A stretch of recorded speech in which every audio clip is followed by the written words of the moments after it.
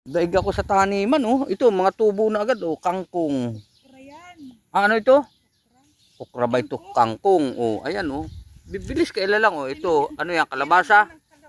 Yan, okra. Nasaan ang okra? Ang bilis, daig ako.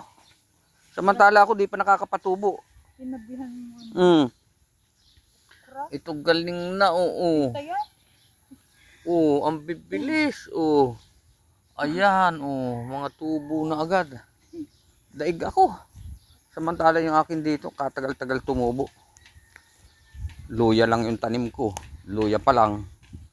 Oh. Samantalang ito, nakaplat. Gumawa ako ng plat para sa pichay. Ginawa naman, tinaniman ito. Oh. Wala na kumataniman.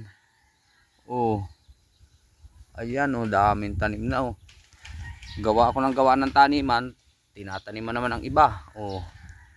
Oh, ayan na, oh. Daig ako. Ang dilig. Ay, ito, mayroon pa dito. Oh, ano ito? Oh. Di ko alam kung ano ito. Oh. Ayan, ang mga tanim namin. Ito yung sa akin. Ito lang ang tanim. Ito ang tanim ko pa lang dito. Oh. Ay, may palaka. Ayan, oh, may tubo na din, oh. May tubo na rin, oh. Uy, alis dyan. Uy, hindi ka dyan. Kaya nawalain. Ano ko ay, hindi yata tutubo. Ayan, oh, tubo na, oh. Luya. Oh. Malapit na din yung mga tanim ko. Kaya lang luya. Ayan, oh. Meron na din. Hindi nadidilig. Di ko nadidilig to, eh.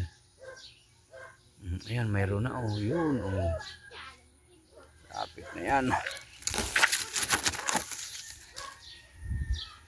Samantalang si Mrs. Ito mga tanim niya, oh. Dami na, oh.